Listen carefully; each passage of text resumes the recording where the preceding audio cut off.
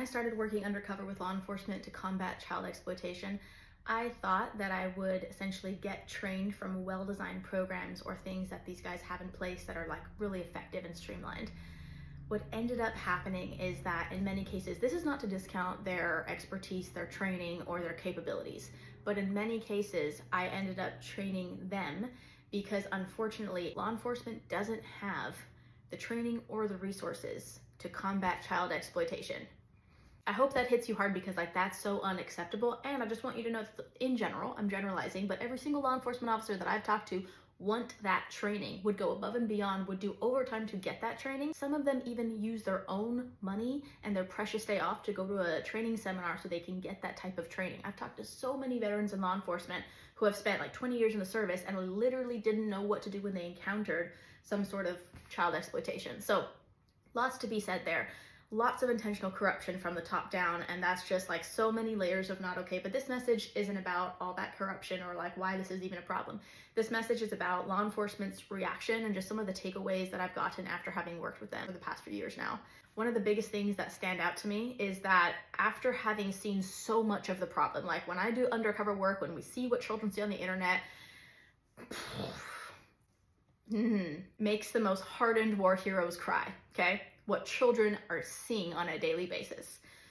In seeing that type of evil, when we talk about solutions, even if the solution is unconventional, in general, law enforcement is not going to let their bias get in the way of implementing that solution. Now, there may be other obstacles, but for example, even if it's something sort of controversial, like for example, the company that owns Hub created technology that has eradicated child sex abuse material, and they want to make that available for free to law enforcement to help law enforcement better identify it, and also a better way to do everything more efficiently that would literally change the game when it comes to crimes against children on the internet. When those kinds of solutions are presented, law enforcement isn't like, oh my god, porn is bad, ew, Pornhub's gross, porn is evil, we can't do it. Like, no. Everyone that I've talked to has been incredibly impressed with not only what ALO, the company that owns Pornhub, has done, but with how effective this is and the fact that they're making this available for free to law enforcement. Like, of course.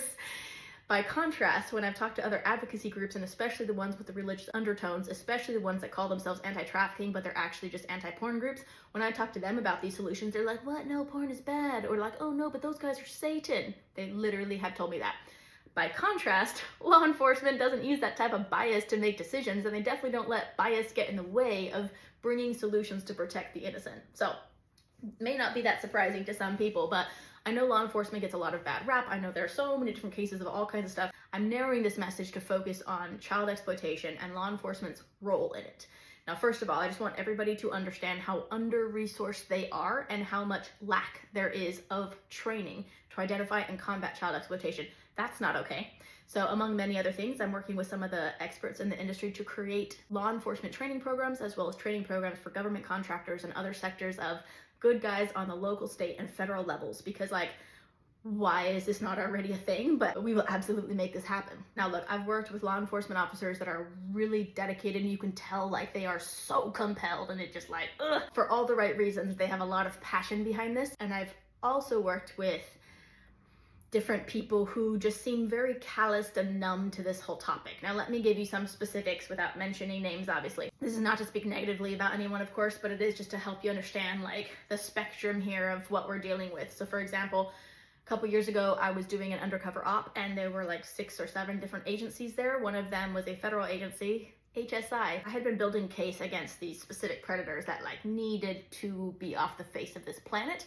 And at one point, this particular person who just should not exist sent who he thought was a child, CSAM, child sexual abuse material. Okay, never is any human like prepared to identify that. Like, that's already so troubling for me. But then this is when HSI is supposed to like kick in and help out, right? For context here, during this 3-day op, there were 3 different HSI agents. 2 of them sat on a couch over there watching TV and eating popcorn very loudly, which was actually really distracting, and we could have used their help, like at least pretend to help or train or something, I don't know. The other guy was kind of roaming around. So fast forward a couple days in, I'm working on these cases, and I'm sent child sex abuse material, which is just like, still haunts me to this day. I immediately went and found that one agent, and I just gave him my device, and I was like, ugh, like I'm obviously very troubled about the situation, right? He looked at it and he was like, I don't remember the exact words because my brain just kind of blurred out, but he said something about like, what is that? Just like some kind of stupid question. And I was just like, and one of my teammates who was standing next to him must have seen the expression on my face because he just took my device and he was like, Kim, go take a minute. And I was like, I'm gonna go take a minute. So I went and took a minute, maybe 2 minutes, like maybe max 2 minutes in the bathroom, right? Breathing, we good. I come out and my device is sitting there on my seat. I'm sorry. Excuse me, hi. So I pick it up like, I'm sorry, aren't you supposed to be doing something with this, like right the fuck now? Like, why are we just sitting around?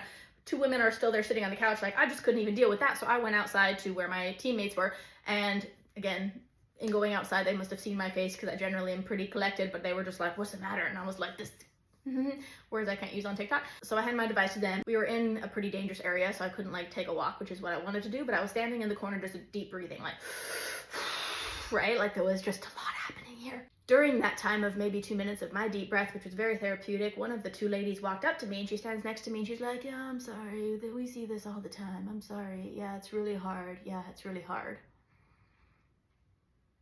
And like, bless her heart, I'm sure she was trying to be helpful, but I was like, did you literally interrupt my breathing for just to say random things that like, okay, I'm not asking you to cry right now, but I am asking you to not be this jaded. Like, I understand this is your job, but I also want you to know those are real children. Like, these are real things, and we shouldn't just be so passive about this because you're so burned out. Like, I'm very sorry for whatever you hate about your job, but like, this is so much more than a job. By the way, we're here volunteering, doing your work and helping you guys while you sit on the couch. But I digress. The point is that like, one of the hardest things about that whole dynamic was dealing with the incompetence of these agents. And again, this is not to trash talk any agent or agency or any person. It's just to emphasize how much this matters. And if you're not called to do this, this is probably not for you. But also, this is not something that when you encounter this evil that we just like, oh yeah, this is hard. We find this all the time.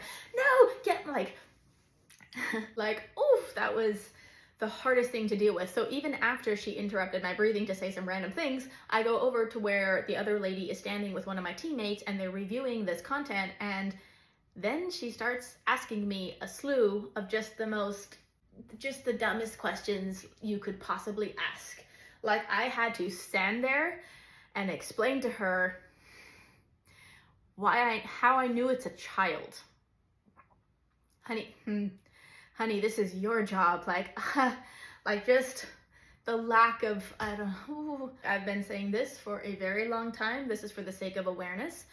Unfortunately, the United States is so busy doing everything else, I'm gonna try, that they don't have a federal agency that is dedicated to combating human trafficking, or even specifically child exploitation.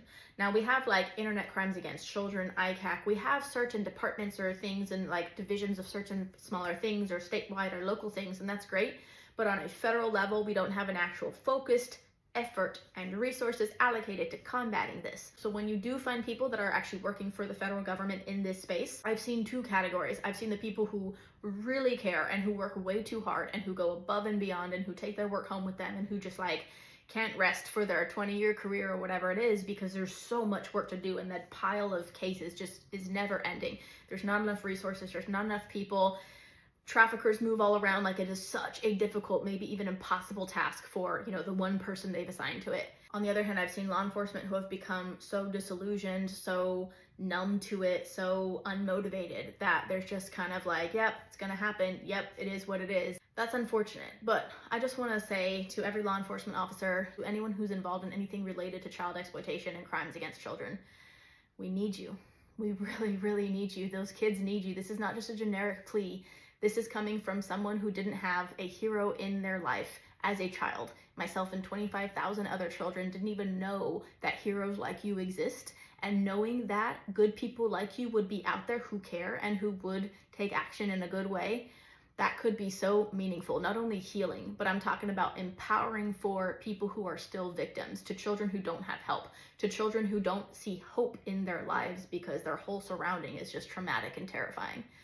In every single undercover operation that I've done in every small town in the United States, just seeing the amount of predators within like a 60-mile radius of this random small town, when I show that to law enforcement, I've never not had them cry.